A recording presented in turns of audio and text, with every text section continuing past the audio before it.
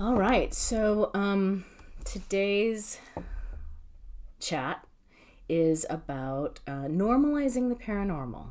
Ooh.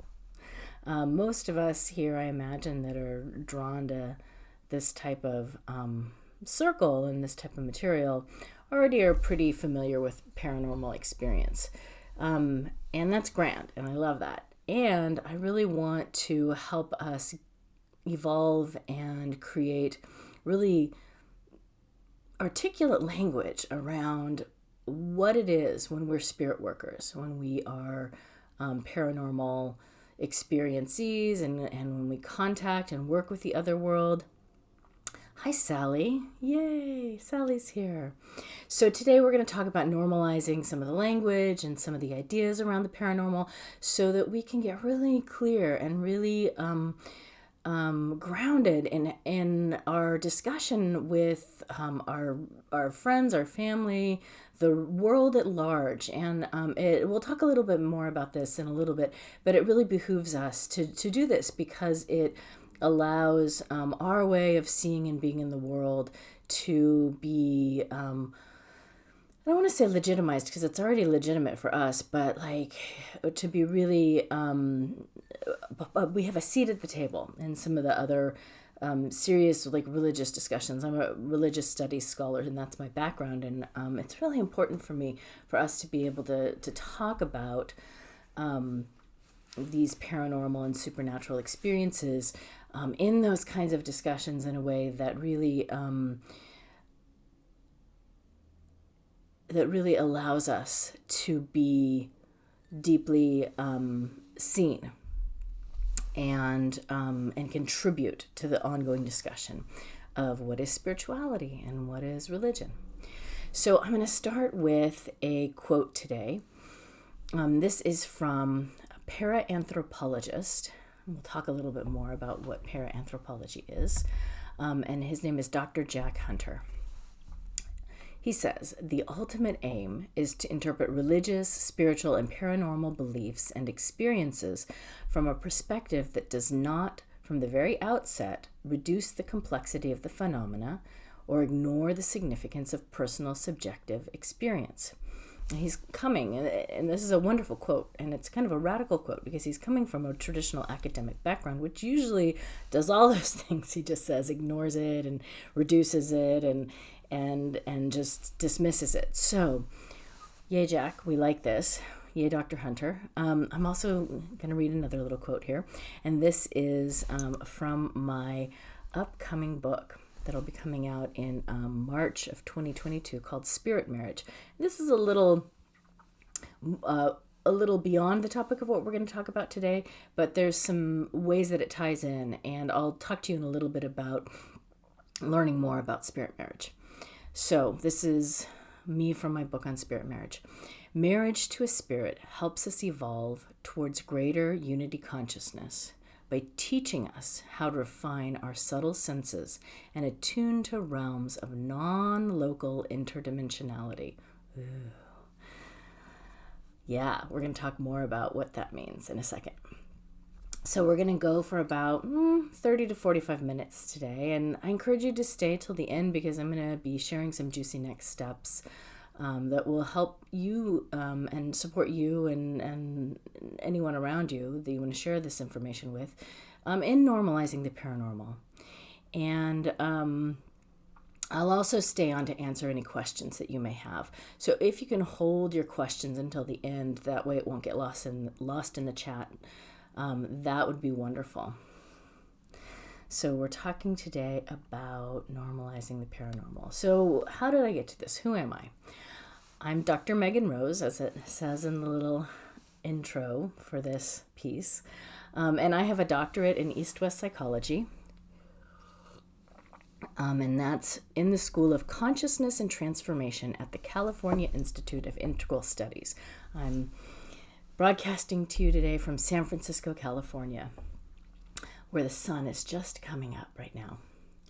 And I have a master's degree in religion from the Graduate Theological Union, which is a seminary here in Berkeley, California.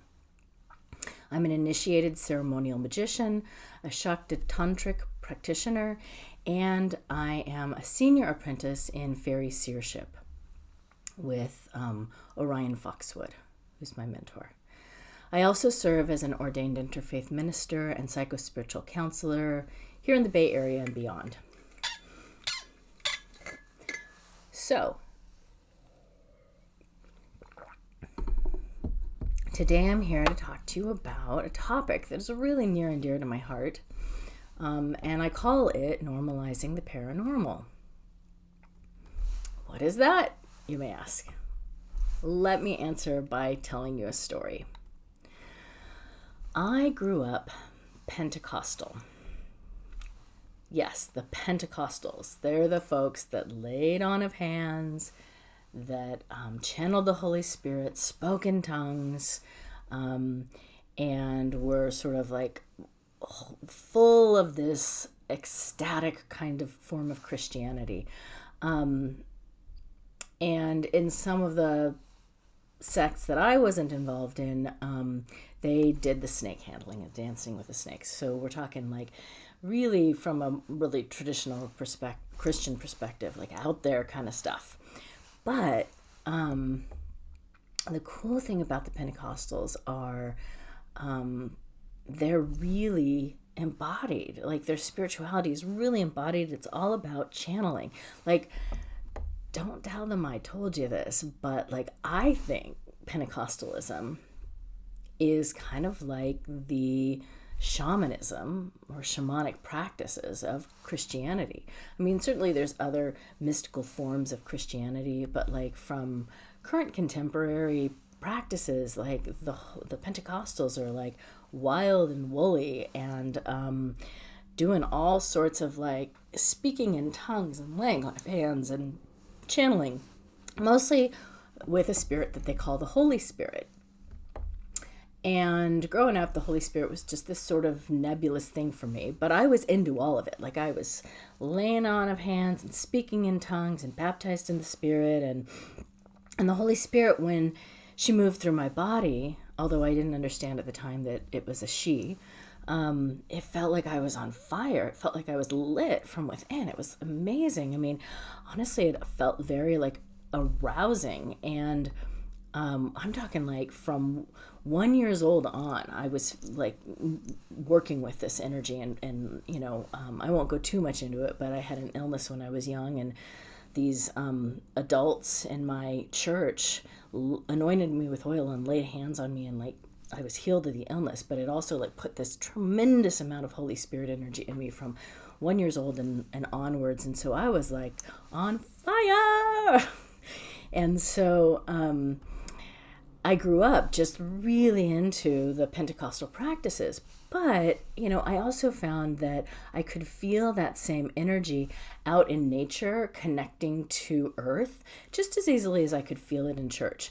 And, you know, maybe some of you can relate to that, wink, wink, nudge, nudge, nature being this huge tonifying and ecstasy building force in your life.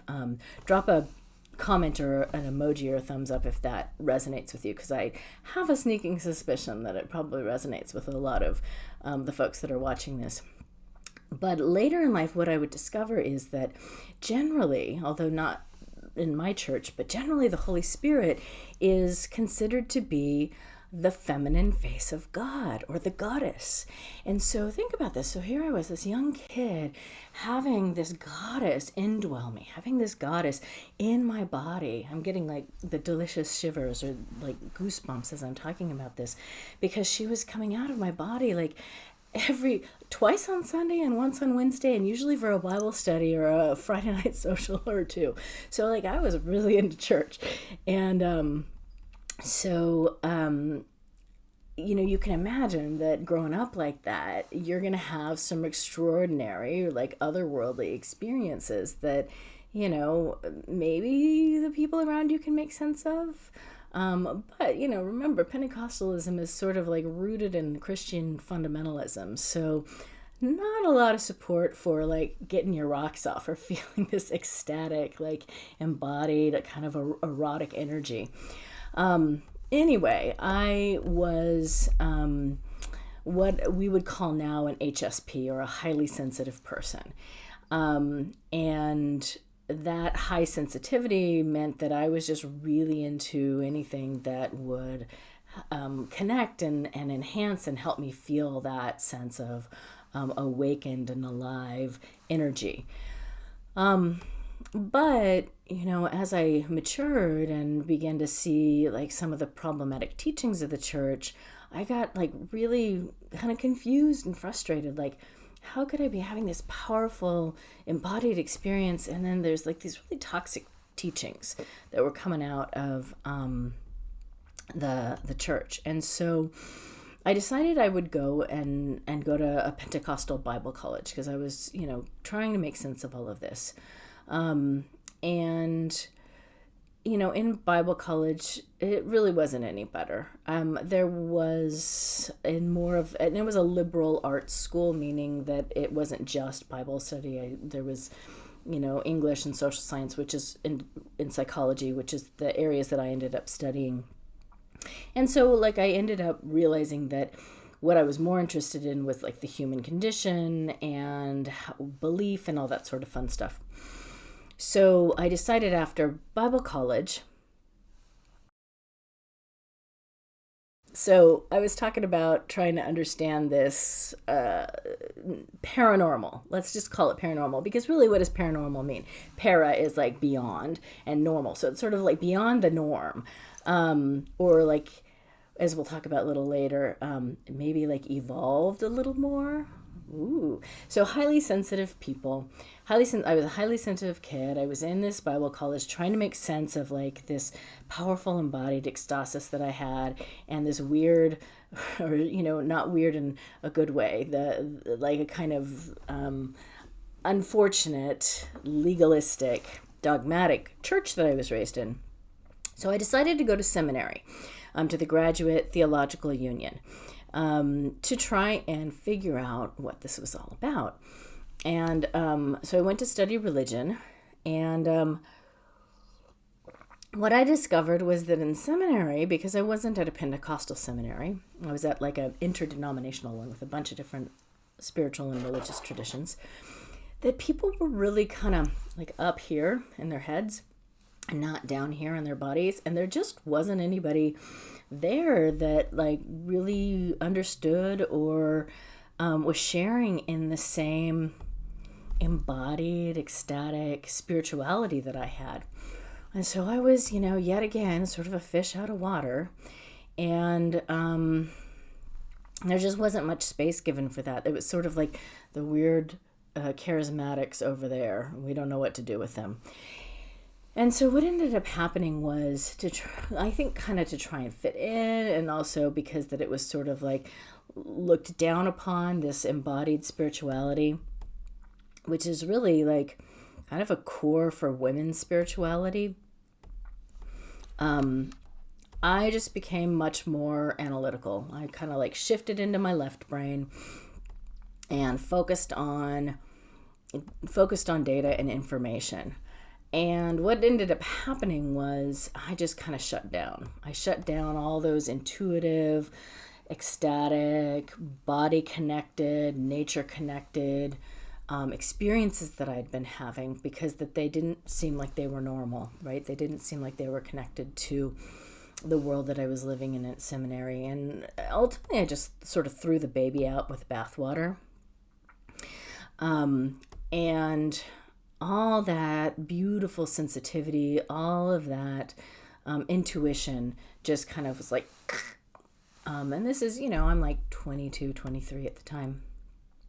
Anyway, I'm wondering if you can relate. If you've ever not been able to make sense of something, and because you couldn't make sense of that, you just sort of threw the baby out with bathwater, proverbially speaking, or if you were afraid of or couldn't make sense of your otherworldly or your sensitivity, and so you tried to like put a lid on it. Yeah, Kim's totally relating to that. And yeah, drop a comment in the comments if that is you, because that usually we go through some form of that, because let's face it, our Western culture does not does not support this by and large. We have to really work to find our people, to find our group that is going to help us make sense of this. And sometimes when we find those groups, they're awesome, like this group. And sometimes there's some, secondary wounding that happens. So hence my charge to normalize this, so that it can be a more widely discussed and experienced part of the conversation, part of just the general knowledge, and out there in the world. So what ended up happening is, after shutting all this down, I ended up having what I like to call my 7-year initiation into my shadow. And that was because I wasn't listening to my intuition. I didn't trust it anymore. It was, shameful. I was a little bit ashamed of having grown up. Actually, I was a lot ashamed of having grown up Pentecostal, because that Pentecostals were not cool. They were kind of bigoted, and I didn't want to have anything associated with that, even though I had this really beautiful embodied spirituality that was like my own personal practice that arose out of it. And so what happens when you don't listen to your intuition? You make bad decisions. And so I made bad decision after bad decision after bad decision for 7 fucking years. So ultimately that ended up in me having a couple of really abusive relationships that I ended up in, because I just wasn't listening. I didn't trust that part of me that was like, run away. So I ended up going through that process, and finally, after the second abusive relationship, I was turning 30, which is, if you know anything about astrology, you know that around the age of 30 is when we have something called our Saturn return, and it's we really kind of new things come online for us, new gifts, new talents, and sometimes just a whole new way of being in the world. And so I was going through that as I was ending that relationship, and this part of me kind of was like, you need to figure out, this is a wise part of me that was finally getting through, even though I'd shut down listening to it. It was finally getting through, because that I had been so, damaged, really traumatized from the abuse. It was you need to figure out where you've gone wrong, and you need to do some serious trauma healing to figure it out. And so I did kind of what was the only thing that I could figure out to do at the time that wasn't going back to a religion, which I wasn't really interested in doing. I started practicing yoga. I went to a gym down the street from my house and started practicing yoga. And I was also working with a psychotherapist at the time. And I should say that was useful and had its limitations. So one day I'm laying in Shavasana, in corpse pose, they call it, when you're laying flat on the ground. And I start feeling this energy in my body. And it's rising up my body in these different, very specific places. And my body is starting to feel lit from within again. And it's starting to feel like the way it felt when I was a young woman channeling the Holy Spirit in church. But it had nothing to do with Christianity. And I was gobsmacked. And I was super excited. And I remember laying there, and this image flashed in my mind. And it was this image of this person, this being, seated in lotus position on this field of a grid. And there were these colored balls up their spine. And I had seen that image somewhere, and I didn't know where. And I was like, oh my gosh, that's what I'm experiencing. And I think I've heard of something called chakras. I think that's what those balls are. And I'm totally experiencing that in my body. So if you're at all familiar with Alex Gray's art, what I had seen and didn't know at the time was his image called Theologue.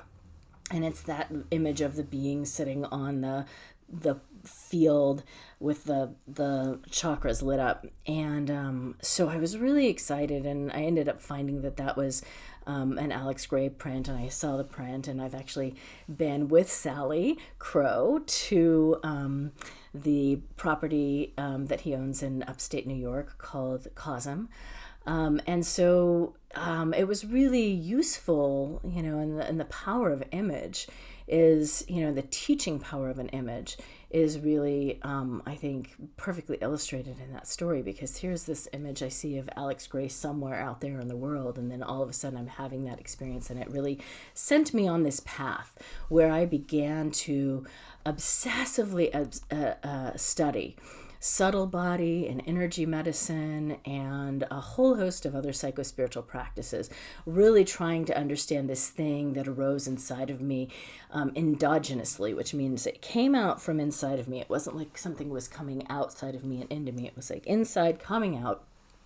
And it really had nothing to do with religion or spirituality, really, even.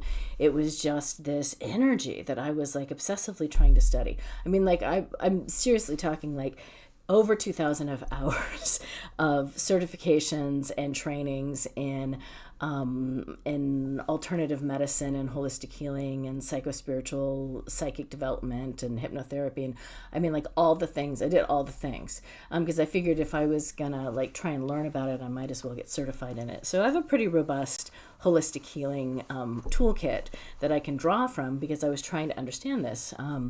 Chinit song, which is Chinese organ massage, and I studied a lot of like Chinese medicine and also Zen Shiatsu massage, really trying to like understand like what are the meridians. This is another way that the energy shows up in the body, in the meridian system. So ultimately, I realized that this experience of being lit from within and connected to this extraordinary or paranormal perception was actually available to everybody, and that it was a normal but expanded manifestation of our subtle senses. So we have the 5 senses, right? But then we also have subtle senses, and those are totally a normal part of human perception. It's an embodied spiritual or paranormal experience, and it's in all of us that we have access to. And in my case, it had been with me my whole life. And really what I learned was all I needed to do, laying there in Shavasana, was get kind of quiet and still enough to connect to it. So what I'd like to unpack a little bit more, and then we'll take some questions, is how do we normalize these kinds of experiences, insights, and encounters? Not just for ourselves, because that many of us may feel that it's always just how we are and who we've been, but how do we normalize it as generally understood in our culture as part of our expanded or extraordinary human capabilities, like who we are evolving to as a species? So here in the West, in general, and this is probably not any of us, but there's this sense that, our way of perceiving the world, namely through this scientistic masculinist lens, is the right way. And I won't go too much into that, but it really comes down to the fact that it's because we've our sense of reality and non-reality is determined by the academy, right? It's the academy. It's determined by the academics, which are usually white, usually male, usually elite, meaning they're obviously highly educated, but then they've had the resources and the support. So there's a classism thing going on there. And so these are the folks that like do the research and write the papers and decide what they're going to study and what they're not going to study. And they're the ones that then sort of set what is normal, or set what is agreed upon as reality. And I'm going to talk in a second about the flimsy-whimsy idea of real and reality.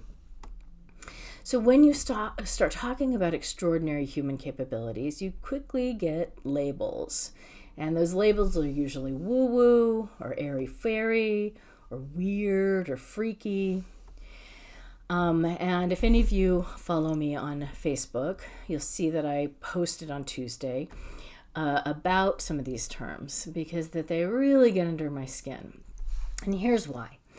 According to dictionary.com, woo-woo is actually a derogatory term, and it means irrational and superstitious. And the term airy-fairy isn't really any better. Did you know that the fairy faith is an ancient earth-based spiritual tradition rooted primarily in Celtic folk magic and belief? And we'll talk about that more. Actually, I'll be talking about that more over the next few weeks. I'm doing a 6-week series that just launched this week, and you can find that on my Facebook page. And if you're not friends with me on Facebook, find me. I'm Dr. Megan Rose, and you can friend me there and follow my my talks on this. But it's suffice it to say, it's not something that we should be making fun of or using in a derogatory manner. This fairy term, because that we don't make fun of other people's spiritual beliefs and traditions, right? It's generally not a good idea. So here's the deal.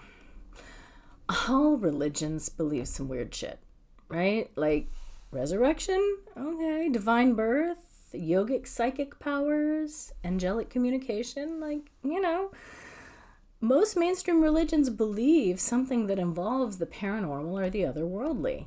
But you wouldn't call the Dalai Lama or the Pope woo-woo for talking about their beliefs. So I'm, challenging folks to, and I doubt that it's really any of us, but I'm challenging folks to drop the use of the term woo-woo and airy-fairy to describe esoteric or non-mainstream or marginalized, right? Sometimes called subaltern spiritual beliefs and traditions. So a couple other terms that he used a lot to devalue non-traditional ways of knowing is weird or freaky. You've probably heard about the reclaiming of the word weird, right? It's supernatural, it's otherworldly. Originally in its Old English definition. Also, it can mean fate, right? In the Norse context. And freak is also a word that originally it meant something singular or unique. So honestly, what is weird anyway? I mean, Taylor Mack, who's this fabulous performance artist, says that his drag mother, Flawless Superior, actually, let me rephrase that because Taylor Mack does not prefer gender binary pronouns. So Taylor Mack says that Taylor's drag mother, Flawless Superior, used to say that normal is just a setting on the dryer, and reality is a mass hunch. I love that. So I'm reclaiming these words. So yes, our paranormal, which you could interpret as we said before, as just a little more evolved or just a little above the norm, our paranormal perception is unique, and it's often rooted in multidimensional ways of perceiving the world. And those multidimensional ways of perceiving the world are really rooted in the fact that we have lots of different perceptions and sort of realities. There's a really interesting article, and I'm going to put this at the end of this. I'll put it in the text or in the comments. But it is about new physics and this experiment that was just performed that indicates that there is not an objective reality. Many of us probably kind of already know that, right? We experience that there isn't one right, true, and only reality. But here in the West, we really like to think that not any of us, but in the West, like to really think that our reality is the right reality. And the truth is that it's just one, right? It's just one way of seeing and perceiving and being in the world. So if you'll let me get a little esoteric for a moment, going back to this idea of the weird, we all have what I call a weird self. And our weird self is the part of us that's connected to our depths. And the depth, the deep part of us, is where our magic lives. So I've talked a bit about this over the past month on my social media account, about our depths and the importance of really slowing down, because the way you go deep is to slow down. In fact, I learned this in when I was training as a massage therapist. If you go in to the body, right, and you try to like force yourself into a muscle, it'll like push you back out. But if you hold the muscle, you know, and you hold your hands there and you go really slow, the body will actually, and the layers will actually open for you, and you can go really deep. It's how you do deep tissue work, and myofascial work. You go really slow so the heat in your hands can begin to soften, and then it goes deeper and deeper and deeper, so that the way we reach our depths is by going really still and really slow and being in that place. And that, as we deepen and as we slow, we get to our weird self, which is this deep, deep part of ourself. And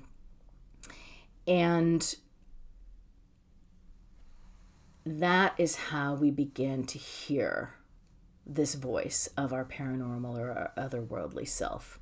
It's in that slow, deep, quiet, spacious place. So here's a little bit of data for you, and then we'll be wrapping up. Studies show that about 25% of the population at this point is somewhere on the paranormal perception spectrum. We just are calling it right now being a highly sensitive person. So HSPs have qualities like expanded perception, heightened sensation, and awareness of subtle cues and changes in the environment.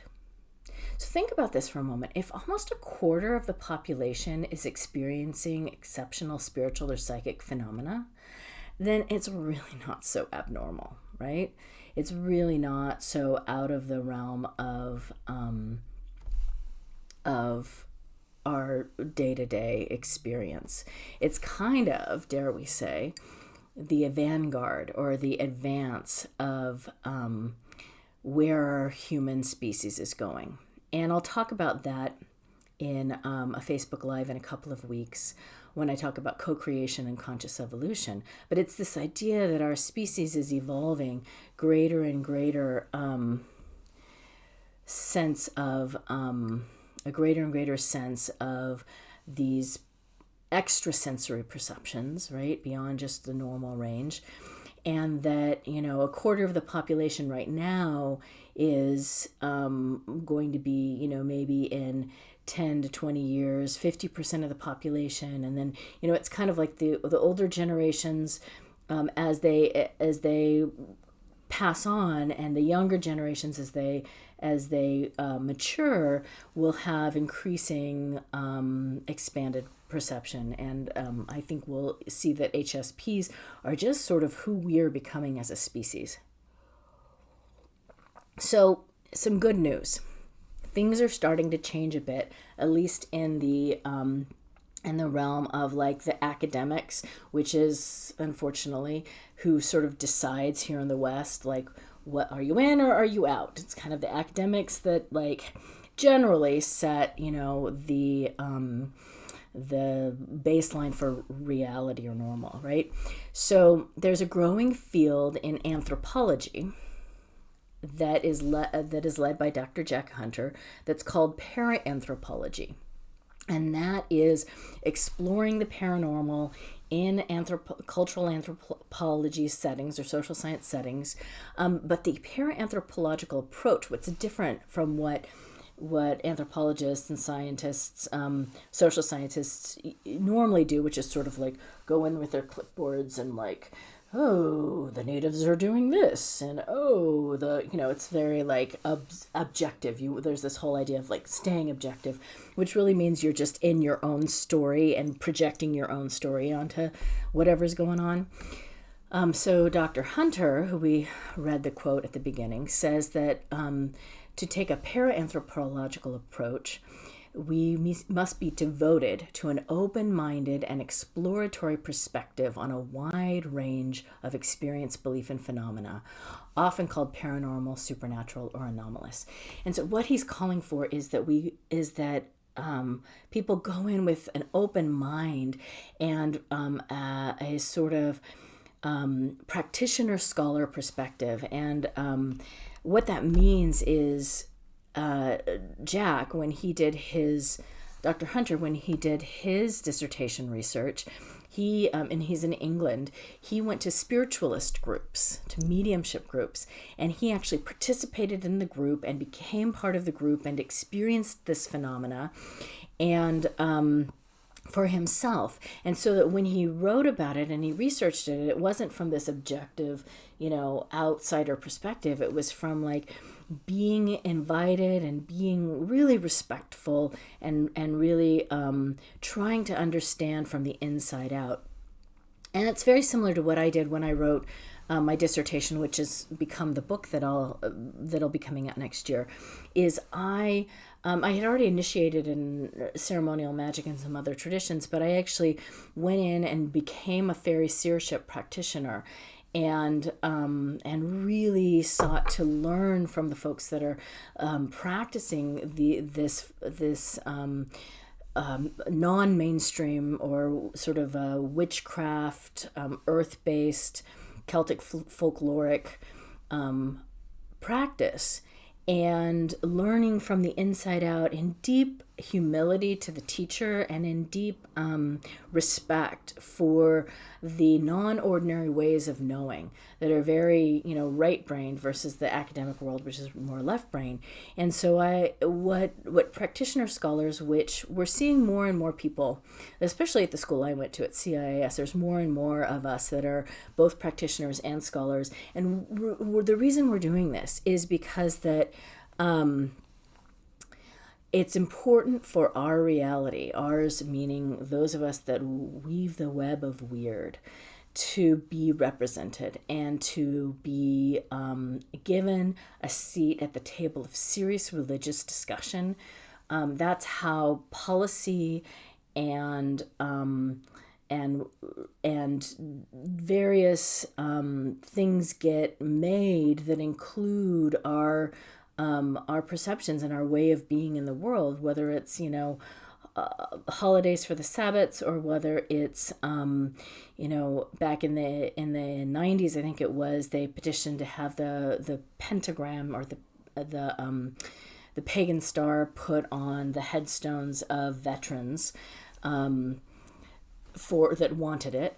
That's how these things get made. The more there are researchers and folks that are normalizing this and saying this is, one of the many ways that people reify or constellate reality, and through these spiritual practices. So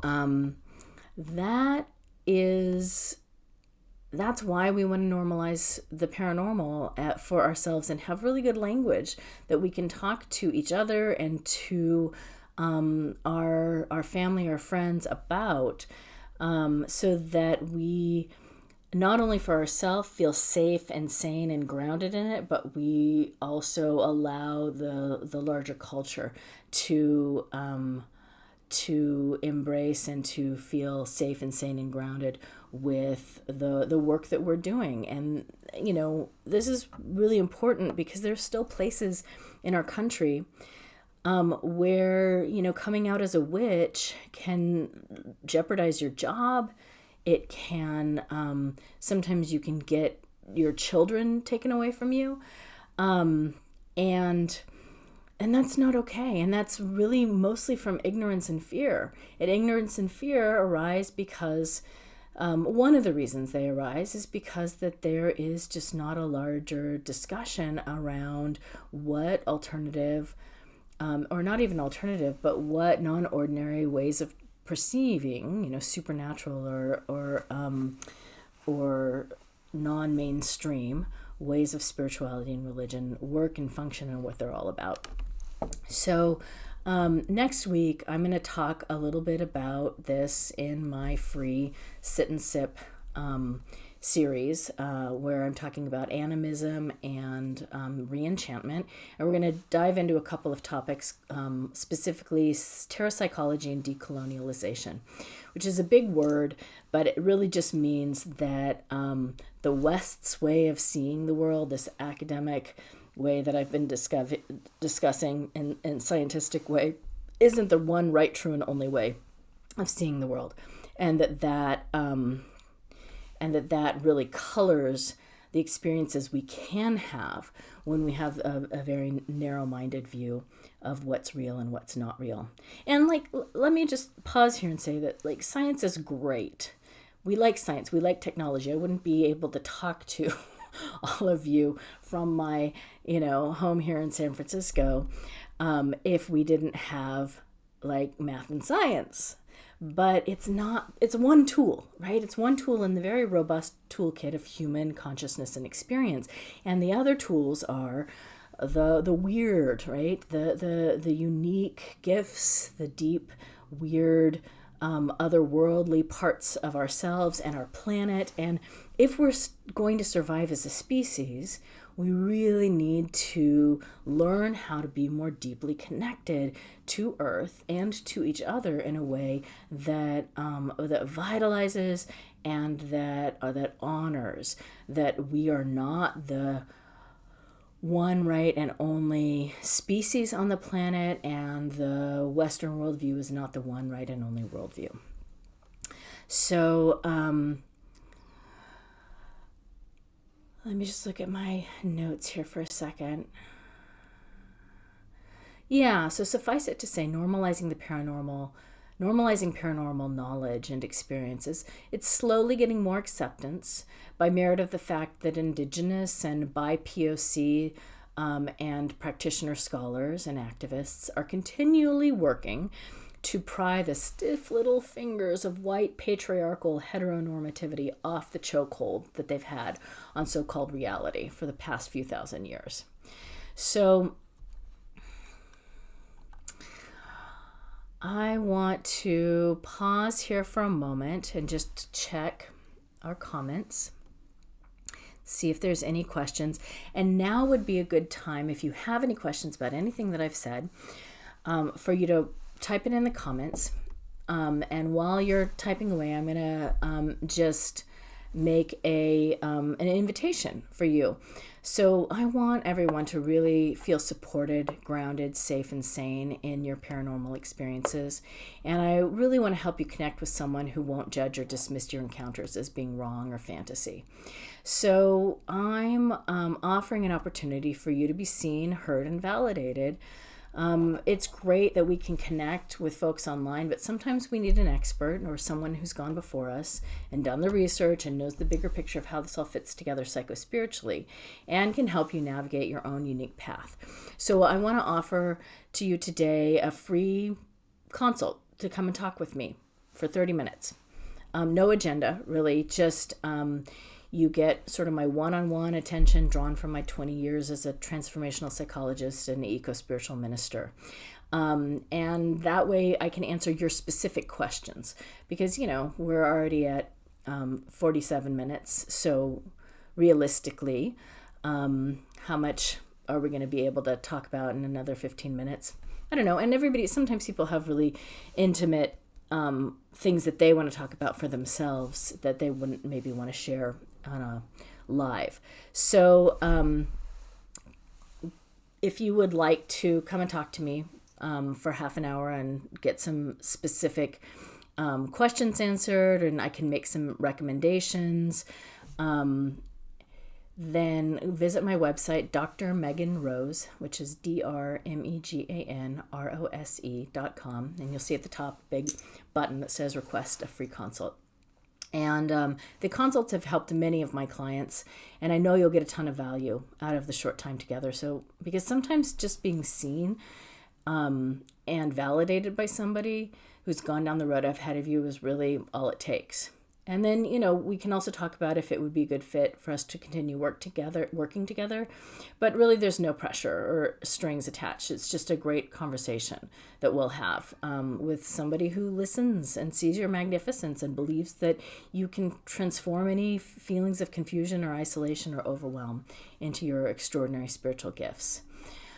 So if it sounds like, something you're interested in, go to my website, follow the link. I'll put my website in the comments here as well so that you can just click right on there and go directly to that link.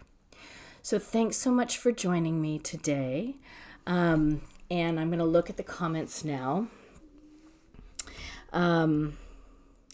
Let's see. Okay, let me just scroll through the comments. Lots of comments about the talk.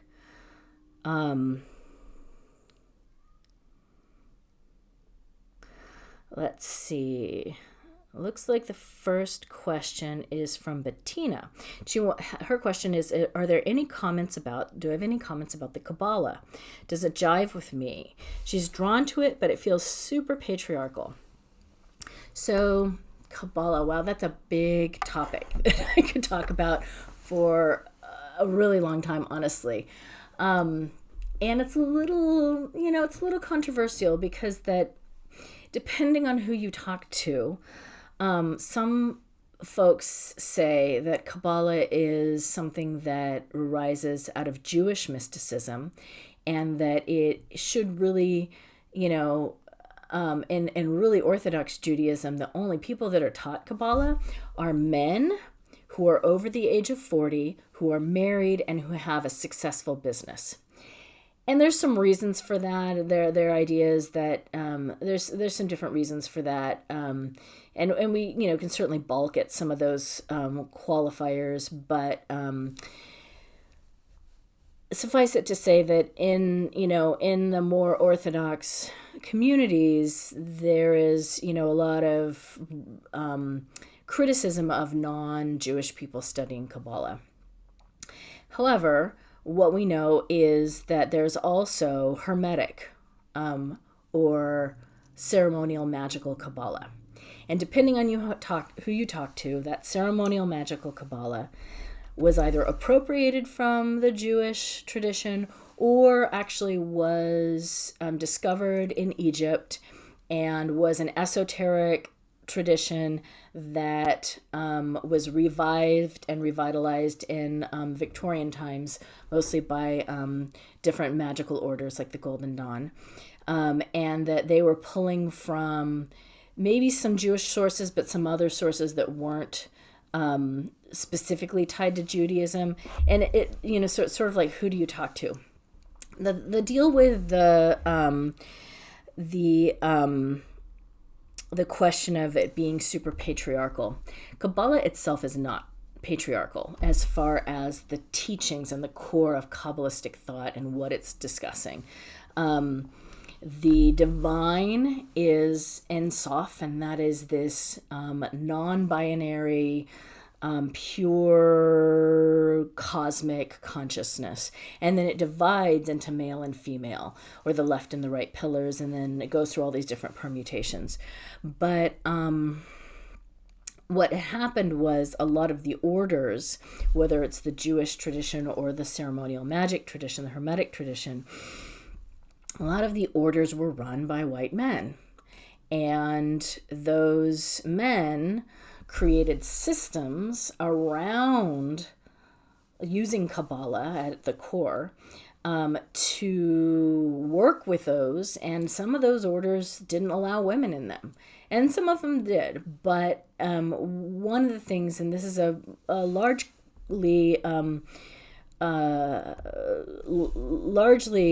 a critique of contemporary ceremonial magic, or at least ceremonial magic up until the past 10, 15 years, is that it's oriented around a man's body. And a lot of the teachings are like, you have the man's body as the base of being, which, by the way, is why I studied Shakta Tantra, because Shakta, which means Shakti, is the goddess.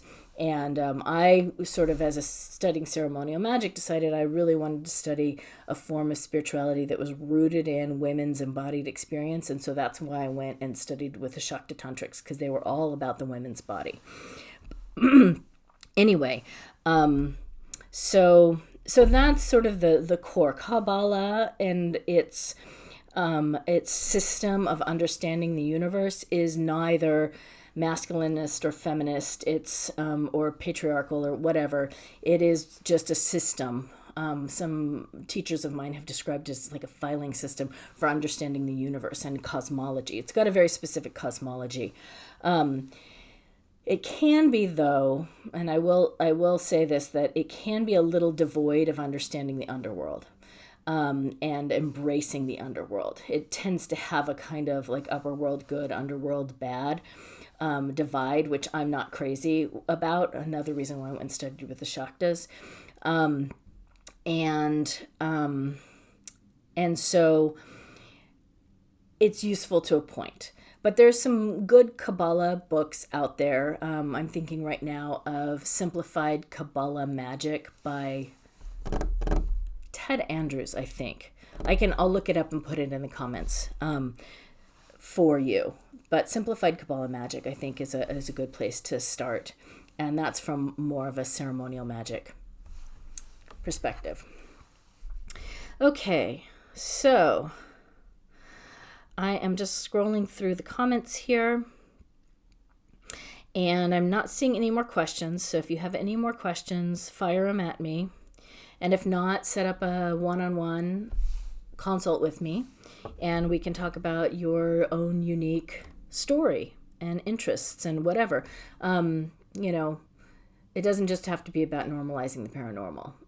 If you go and look at my website under my About Me section, and you look at my, what's called the CV, you'll see all the different trainings I have, and you can kind of just pick any topic on that, and we can talk about that, because like I said, 2,000 hours, and actually even more than that now that I've done my PhD. So alrighty, well, it looks like that's it for our session today. I want to thank everybody that's shown up. Again, find me and follow me on Facebook, Dr. Megan Rose. The 6-week series that I will be doing that kicked off this week. Next week we'll be doing talking about animism and reenchantment, and then the week after that, what is spirit marriage, which will be a really juicy, exciting topic. And then the week after that, we'll be talking about conscious evolution and co-creation, and then the divine self, and then the pièce de résistance at the very end. We're going to talk about ecosexuality. Woo! And spirit sex. So that'll be really juicy. And I hope you'll come join me on Facebook Lives Thursday evenings, 5 p.m. Pacific and 8 p.m. Eastern Time. All right. Many blessings to all of you. Thank you so much for showing up today, and I will see you again soon. Mwah.